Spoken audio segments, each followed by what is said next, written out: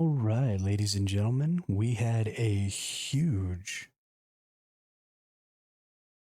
AMA today from the Funcom development team.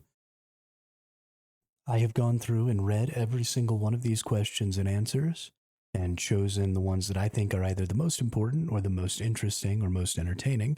So we're going to go through today. We're going to read the questions. We're going to read the answers. I might talk about a couple of them. This is probably going to be a pretty long video, so bear with me. I hope you enjoy. So, hey everyone, Dune Awakening just fully launched on Steam June 10th. We want to extend our heartfelt thanks to each and every one of you for joining us on Arrakis, the awesome reception, and your patience as we target and deal with issues we've faced so far. To celebrate the launch and answer some popular questions, we're hosting an AMA now between 4 p.m. and 6 p.m. CEST. Joining us and answering your questions are Joel Bylos, Creative Director, Scott Jr., Executive Producer. I'm going to mess up these next two names, but VR Sommerback, Senior Game Director, and Ollie Andreas Haley, the lead producer. We'll answer as many questions as possible today between 4 p.m. and 6 p.m. CEST. This actually just ended about 48 minutes ago. We strongly suggest you check the thread before asking questions to see if it was asked before, and if so, upvote that. By upvoting a similar question to yours, you increase the chances of us responding to it and help discover the questions that more of the community is curious about. So go ahead and ask away. See you again tomorrow. Edit updating to reflect the start and little change to the answering crew. We have 4 people now. Thank you, everyone. We are humbled by the reception of the game and your interest here. Please note that we have more to talk about, and some topics we'll be able to reveal in the future. We will continue having our ear to the ground. We'll see you on Arrakis. All right. So the first question here was actually one that I thought was pretty interesting. What quality of life plans do you have in the pipeline, and what are the PvE plans for the near future? This PvE theme is going to come up a lot. There's a lot of PvE players in Dune, so definitely something to keep an eye on. We have an update in testing that contains a lot of quality of life updates, which we are aiming to release in early July. When we get closer to it being publicly testable, we will release the full patch notes. It contains too many changes for me to list here, but you'll be seeing it soon. So early July, very excited about that. For PvE plans for the future, each of our major updates will always continue new story content and new story content and new PvE content, which will release at the same time as our DLCs come out.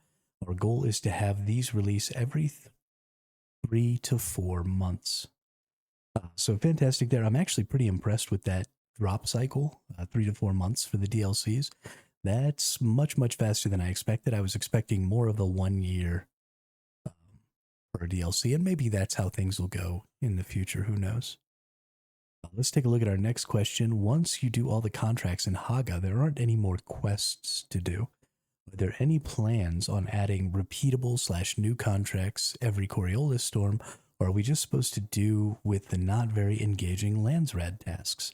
So this was kind of a cheeky way to put this question, but a very good question because the Landsrad tasks right now are pretty repetitive. But yes, there are plans to add new contracts across the board. In addition, the Landsrat itself is supposed to involve more contracts in order to reveal tasks for the houses.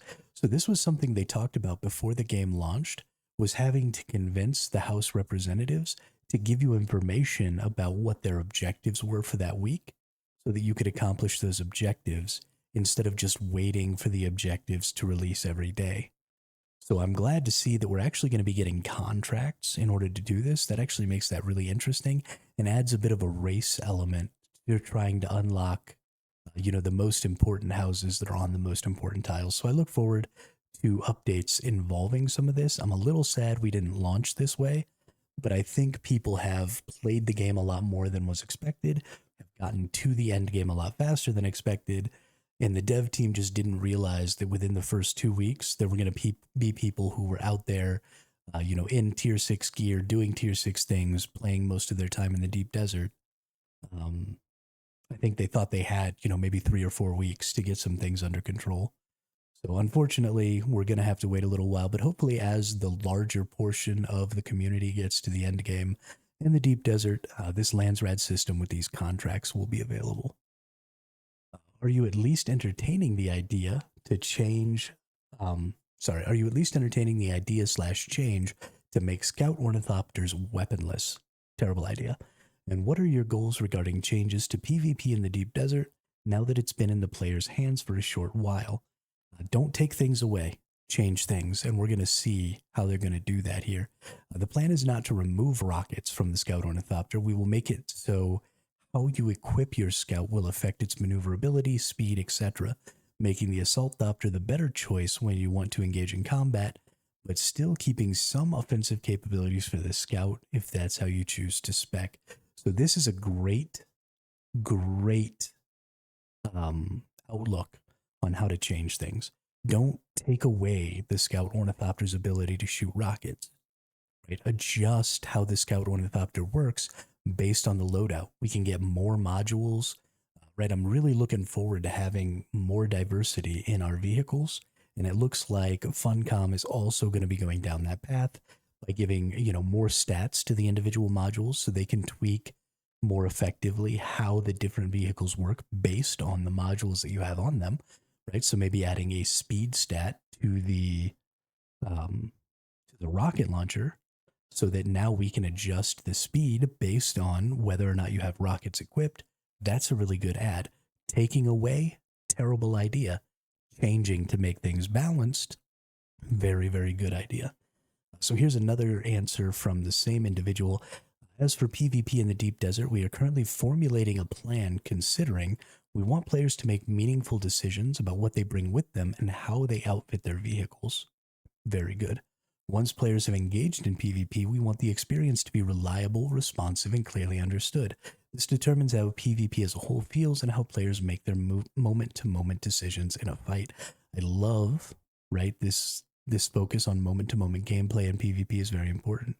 To ensure a more reliable experience in ground combat, we are continuing to address issues with movement desyncs and rubber banding, as well as the ability activation reliability. So lots of good things going in there. Really important question that has gotten a good answer here, right? Really expanded on that. So fantastic job. Sorry, I've been not reading the names of the people here. From Wraith EXE, will you change lands rad so that players can continue to contribute to it after it has been claimed? So this is a big problem for smaller teams or solo players, not being able to contribute to the lands rad after it's been claimed, so they can't get the personal rewards like the swatches, different stuff like that. So our current plan is to allow our contributions to stack week after week so that small groups and solos can work towards larger rewards over time, and then adding more tiers of rewards as well as new activity drivers in the Landsrad. So I really like this. I hope they add some way for me to tell how much I've contributed, if this is going to be the way we go. But a progressive contribution system is really interesting to me. So I really like the idea of this and being able to progress week over week to get certain certain rewards and stuff. It's really going to change the rewards that people have available, right? Because not everybody is going to contribute to every single major house over the course of a long time. So, in 12 months, you're going to see that some people have maybe contributed a lot to a specific house.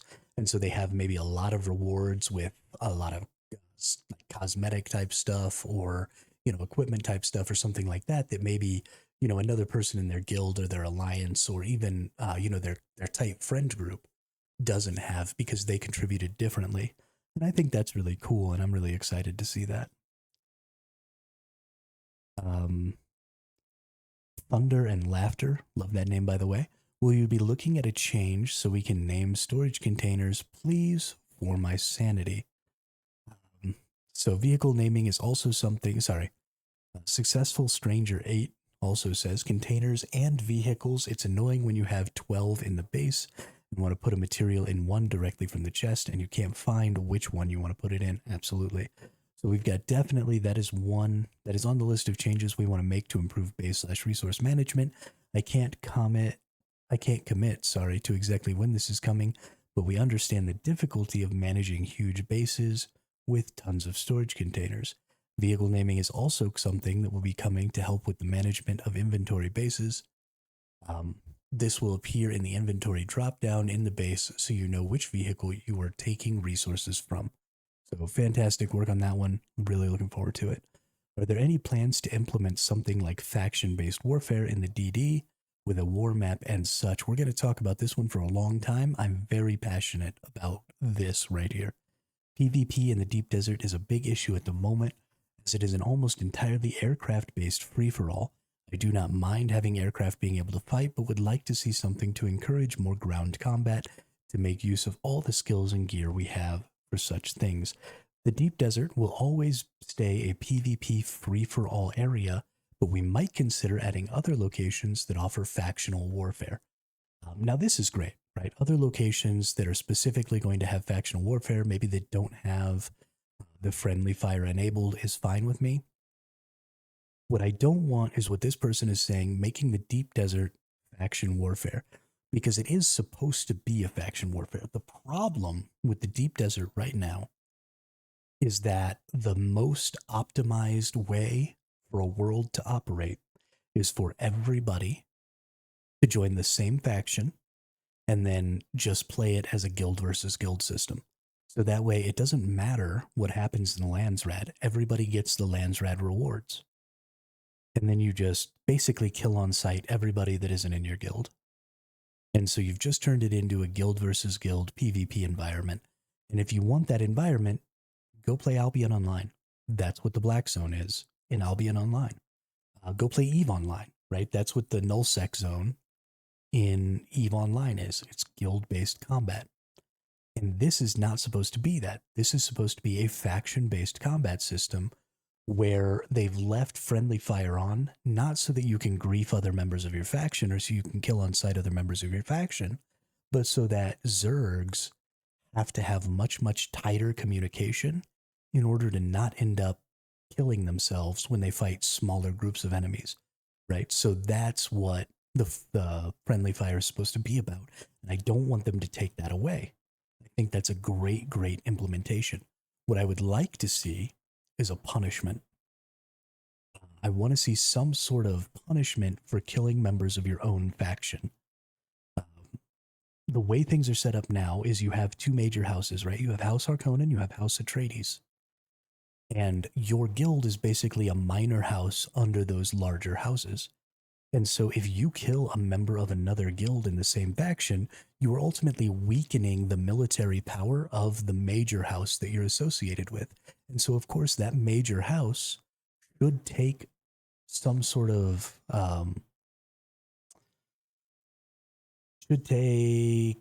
what's the word I'm looking for? I don't know. They should be angry about that, right? They should take offense to that. And so there should be some sort of reparations paid back to that major house, whether it be Solari, whether it be Spice, whether it be something that can be paid to the tax collector, so that when you kill members of your same faction, even if it's on accident in the deep desert, there's some reason you have to pay. And then, maybe you don't get to have the decree rewards for that week, or maybe there's something else that happens. Maybe you run the risk of being kicked out of the faction if you don't pay or something like that. So you need to pay those reparations for killing a member of that great house in the deep desert. And that will force people to have to find ways to communicate, and that will stop the instances of faction on faction violence and increase the instance of faction warfare. And that will also help balance the factions, because right now, again, the only thing that you need to do is you just need to go be part of the same faction, and then you get all of the Landsrad bonuses, and then it's just a free-for-all in the deep desert. And that's wrong. That's not what was trying to be created, and it's not working. So just add some sort of penalty to killing members of your own faction, and pretty much all of the problems that I currently have with the deep desert are solved. We'll close that one down. Can we get a deep desert zone for only on-foot combat? Feels like just air combat at the moment, creating a mode where only bikes and buggy are allowed. Also, can we get more dungeons within deep desert with a variety of bosses and targeted loot farm systems where players can select loot they want to drop? No, this is not the plan. However, a lot of our adjustments and balancing are going to drive combat towards the core vision, which is people competing over the points of interest in the deep desert. The current balance between vehicles and on foot is not tuned to our liking, and there are multiple changes in the pipeline to address this and beyond bugs we will fix. So one of the bugs they already fixed, well, I don't think it was a bug, but one of the things they already fixed is I don't think you can smash people to death with your ornithopter anymore. I think that came out yesterday. So yeah, they're already working on a lot of this. This is going to take a lot of tweaking. Vehicle and land-based combat is really hard to get right because you want the vehicles to be powerful, right? But you don't want all of the combat to rely on the vehicle. So you want the player to be able to do stuff as well. So really, really difficult to get this right. Glad to see that they know that it's not balanced and they're working on it. We will continue to add dungeons, but we will not add targeted loot systems, as the entire point of the deep desert is the randomization and re-exploration loop, and this would work entirely against that. Totally agree. I'm down for that. Are there any plans to make building easier, like being able to replace one floor for another without having to move everything and destroy the current floor? I know it's something that was done with Conan Exiles. It would be great to see it here too.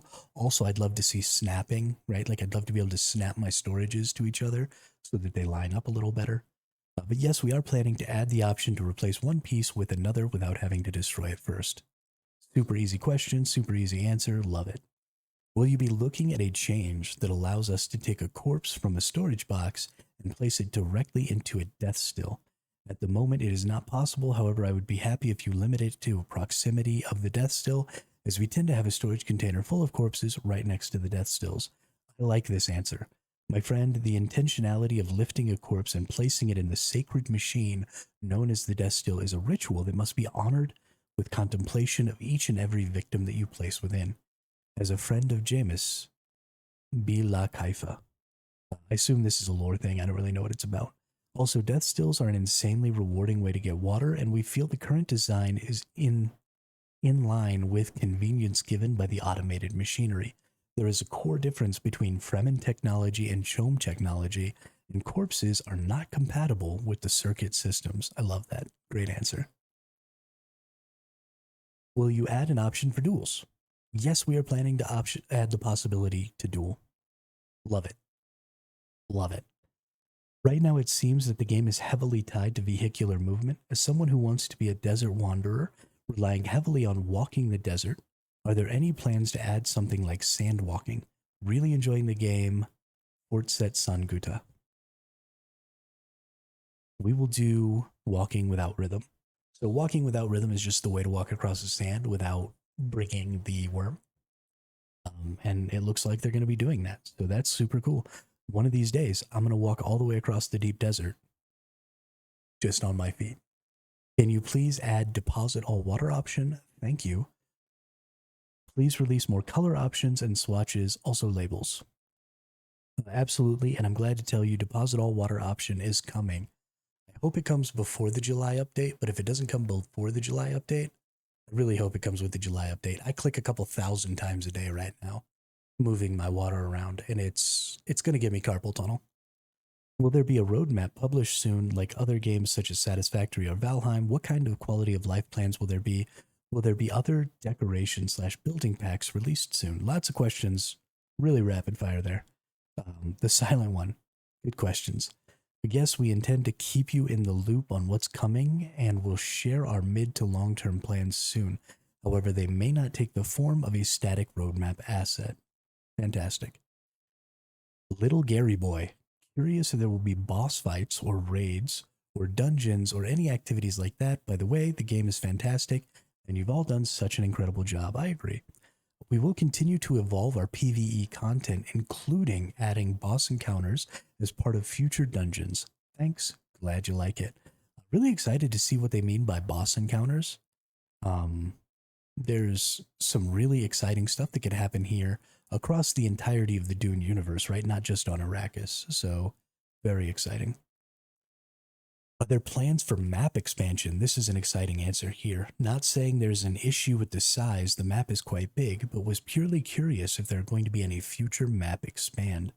We have many plans to expand the game with additional maps in the future, and the Overland map is one of our vehicles to do so. The Dune universe has a lot of interesting locations and worlds to explore, and we're looking forward to continuing to build on top of the foundation we have. This right here is important, and the worlds. So, for those of you who have maybe just seen the movies, they pretty much take place entirely on Arrakis. But the Dune lore, the Dune books span, multiple solar systems. And so to have access to potentially all of that lore, to maybe be able to go to other worlds and experience different biomes. Right now all we have is this sort of deep desert, worm infested wasteland. But in the future, we might not only have that. So very, very exciting. Is the third faction coming to the game whose purpose was previously described as to help keep the balance of power between Atreides and Harkonnen going to be House Carino? So I left this one in here because this has been a very commonly speculated third faction. And it is not House Carino, and it is coming. So very exciting. Maybe that'll be part of the July update. Will they give more options for solo players in the deep desert, being able to hide in the dunes like a Fremen, or for the exploration Orni to be more agile and without rockets, etc.? Thanks for being with the community. Fremen secrets are only known to the Fremen. We will address what that means sometime in the future. I'm kind of hoping the Fremen are the third faction. We will make the Scout Thopter be more maneuverable when spec'd for that. So they're planning on changing sort of the way some of the vehicles work based on the modules you have on them. So I really like that. I think that's super great. Landsrat is broken. I absolutely agree. We already talked about that. Tiles being claimed within seconds of going live. Worlds are dominated by large guilds and heavily one-sided on the faction front. No room to even compete. You're left with defecting or just planning to quit. It should be overhauled, in my opinion. I don't think it needs an overhaul. I think it just needs a penalty for killing members of your own faction, and then I think it all sorts itself out. Control points are scored unrealistically low, would take days of camping to win a slot. Meanwhile, a mass handoff clears it in no time. Mechanically unbalanced, dominated by Zerg guilds, leaving no room for solo players or small guilds or even large guilds if you're on the side with the lower player base to contribute. This leaves players disengaging with the system and sucks the fun out. My question, are you going to fix it? Yeah, so I agree with a lot of what this person says. Definitely there needs to be quite a bit of work done to the Landsrat system and the faction system. So let's take a look here. We will continue to look at the Landsrat and balance things as we go forward. There are multiple activities beyond handing in resources that require people to do things that cannot be stockpiled. We'll continue to add activities. On servers that are heavily dominated by a single faction, balancing features will begin to kick in, but it has only been 2 weeks, so give this some time to get to work. This still doesn't matter. It doesn't matter if the balancing features kick in, because it is still the most optimum to all be the same faction, so everybody gets the Landsrat reward. And then you can still PvP because there's no penalty for killing your own faction members. This has no effect on that. And finally, the third faction will change the entire dynamic when it comes online, so we'll see how that goes. I don't see a place where this third faction can force people to play as the two other factions, right? Because even if you get a third faction, you could still just all join one faction, all get the Landsrat rewards, and all still PvP each other. So we'll see how this third faction changes the dynamic, but I don't think it's going to fix anything unless they implement some sort of a penalty for killing faction members. Suspensor elevators when? Easy to implement, will change base building forever. I hate this comment right here, easy to implement. Contrador, I don't know if you're a game dev or not, but this is very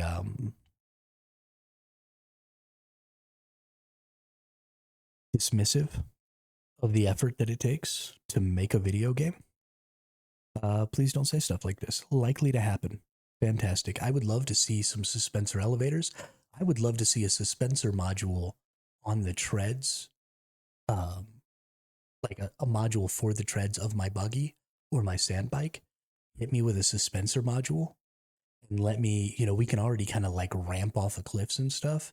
Let me ramp off of a cliff and rock a suspensor module on my buggy to just maintain like a planar suspension suspensor module so I can just yeet across gaps would be peak gameplay for me. I don't even know what I would do if something like that was involved. I would never stop driving. Will we have dual daggers soon or the arrival of dual crysknife? We will add some form of dual wielding, but it will not be possible to mix and match weapons. So I love that they said some form of dual wielding because that tells me maybe we'll get dual wielding Mala pistols. Maybe we'll get dual wielding snub nose, dual wielding disruptors, SMGs, right? We have some real options there. Now, we're not going to be able to mix and match weapons. I think that's great for just balance in general. But I like the idea of maybe getting some dual wielding action to increase the power output or the damage output of some of the weapon types. Are you planning to add a faction chat option? It would be nice to coordinate with another guilds in the same faction on the same server. Maybe allow only guild leaders to post a message in here. This is something we will look into. So I mentioned this during the live stream, but I want to talk about this again right now. There is too much to what it takes to communicate in this game. You cannot add enough text and voice chat options and enough functionality within the game to make in-game communications as effective as we need it to be to play the politics of this game. It's not possible. They're never going to implement that.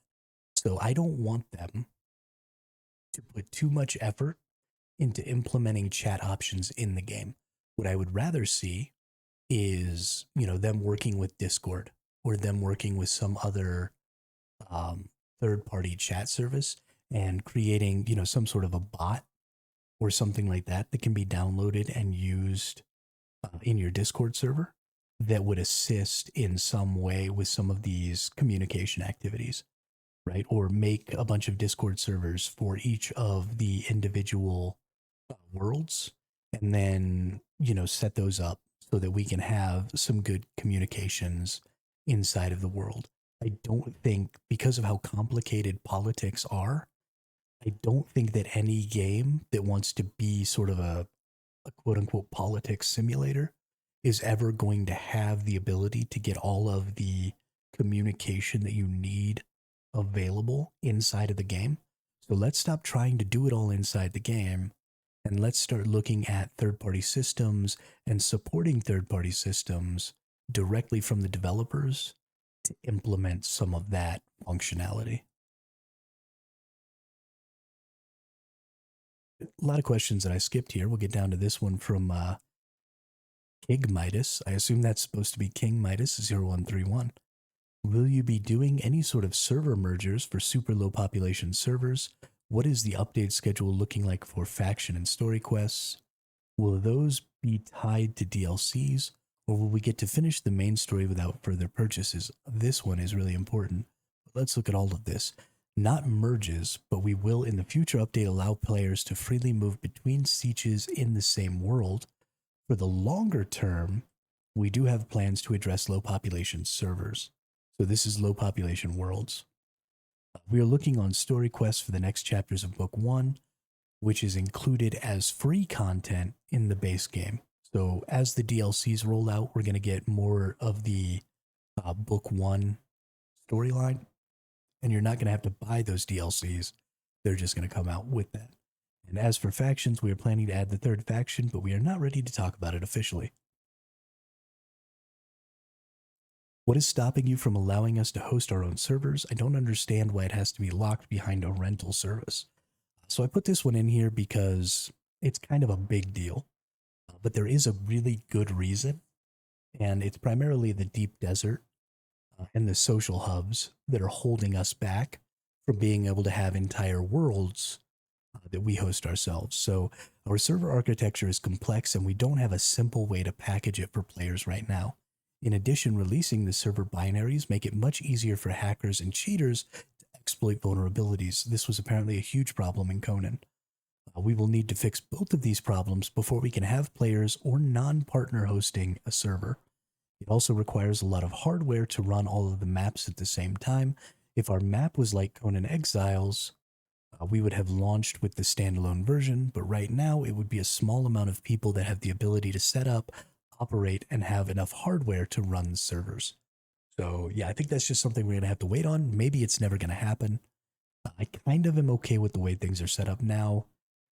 It's not perfect, but it's workable. Hello, congratulations to the entire team for this excellent, not to say addictive game. Could you consider adding a hotkey to change seats in vehicles? The process of changing from the driver's seat to buggy's cut array is currently tedious and time consuming. Thank you for your response and for taking time to listen to the community. Thanks, we are really excited about the game and the future content that is in development. Changing seats on a hotkey will be added to one of the first patches to the game, so it will come in either July or August. Fantastic. Really concise answer, really concise question. Good to go. My guildies and I would like to know what we can my guildies and I would like to know why we can't all travel into the deep desert inside one assault ornithopter.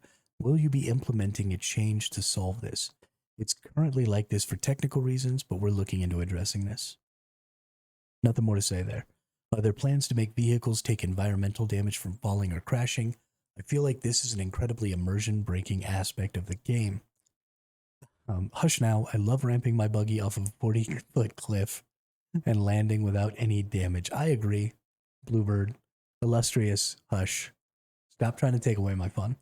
We did try a more realistic system in the past, but the feedback was that it wasn't as fun, so we currently have no plans for this. Thank you, Shy Halud. I love ramping my buggy off of stuff. About building, is there any plan to add a build all button or a massive build where you select more building holograms? We are currently not planning to add a build all button. This would invalidate the co-op aspect of base building. I mean, okay. I disagree, but okay. That's a design decision that you've made. Any plans to remove the sand from the game? I kept this one because that's a funny-ass question. Beastmaster1802, you're hilarious. It is coarse and rough and gets everywhere. Maybe we'll add a map without sand in the future for you, Anakin. This is the Anakin reference, obviously, because he comes from a desert planet as well. I love this, and it again alludes to the fact that we're maybe getting like another planet in the future, which is cool. Are there any plans to increase rendering distance for vehicles in the deep desert? Vehicles pop in at around 500 meters, which makes it very difficult to react in time. We hear you, and that is something we are actively investigating internally. Nothing really more to say about that. Would love to see people from further away. They're trying to make it so we can see people from further away. Cool. I know I probably missed this in an update or another Q&A, but are there plans for different kinds of builds than what is currently available? I love playing like stealthy assassin characters, or something that can sneak around and backstab would be fun, or even like tank/support options too. We will add new archetypes and trainers in the future, and we will start development on the first one soon. It's too early to go into details on it though. So we are going to get more classes in the future, but they have yet to even start development on the first of those. So don't plan on that coming around anytime soon. What are the plans to allow us to move to a siege in the same server to play with friends without penalties? We will have news on this very soon. Some improvements to the system are planned for the next hotfix. So I left this one in, even though it's kind of a repeat, because this is really important. Some of the implementations are planned for the next hotfix, and we're going to have some news real soon on this. So big deal. When do we get the next part of the storyline? I loved it, but it's sort of a cliffhanger. I left this one in because, again, we're going to get some good information here. You can blame me for the cliffhanger. I forced Joel to cut the last third of the storyline so we could actually launch the game. Act 3 will be released over the next year with new content added for free each time we release a DLC. So you're getting Act 3 for free. You've already paid for it. It's going to be releasing as the DLCs come out. Are there any plans to implement a way to change how your character looks, essentially accessing the character customization through some sort of cosmetic surgeon paid with Solari? Yes, this will be added in the future update. The team is already working on it, so expect some news on it soon when we start discussing our post-launch content releases. So wonderful. I love to see that we're going to be getting the ability to change our character. I don't care. My character is just random. I don't care. But I know there are a lot of people out there who do. So I'm excited to see that for you all. And are you planning to add a clock that shows time on Arrakis to the interface or in some menu? I left this one in because the answer is very important. As Xander417 said, you can check the time of day by pressing T in game. It appears in the top right of your screen over here. And that is really going to help you because there's a dew time where you can harvest the most water with your dew scythe. So, very important. And that is the end of the AMA. That is all the questions that I thought were important. There are definitely some questions in there that a lot of people thought were important that I did not include. So you may want to go through the AMA for yourself. But those were the ones that I thought were the most pressing. This has been a pretty long video, and it's mostly just been me rambling on and on. So I really appreciate if you made it this far in the video for sticking with me and listening to me pontificate about what's going on in Dune right now and in the near future. I really enjoy these AMA styles. I think they're great because they aren't nearly as curated as, you know, like interviews with streamers and stuff like that are. So I think we get a much, much better image of what's going on in the game world, and a much more candid set of answers from the development team, which means sometimes we get little slip-ups, and sometimes we get a little extra information that maybe we weren't supposed to get. And that's really exciting for me as a player. I like to get in there and look at stuff and, you know, maybe embellish a little what they've said and let it get all up inside of my head and make things up that maybe aren't even going to be true. And, you know, it gives me this real sense of sort of hope for the future of the game when I feel like maybe there's something in there, you know, maybe I figured something out, you know, it's really exciting. So thanks everybody for coming and hanging out for the AMA. For those of you who watched the live stream, I appreciate that. For those of you who are here for the condensed version, I also appreciate that. Don't forget to drop a like and a subscribe. And I stream every single day playing the game. So stop on by on Twitch or here on YouTube and hang out with us. I'd love for you to put in the comments what your favorite question is, what you're most excited about from the AMA. And let's have a little conversation about that. Maybe let's make up some crazy hopes for the future. Let's get in there and see if we can dissect some of what they said to maybe figure out what's coming before they actually let us know. But that's going to be the end of this video, so thank you all very much, and I hope you have a great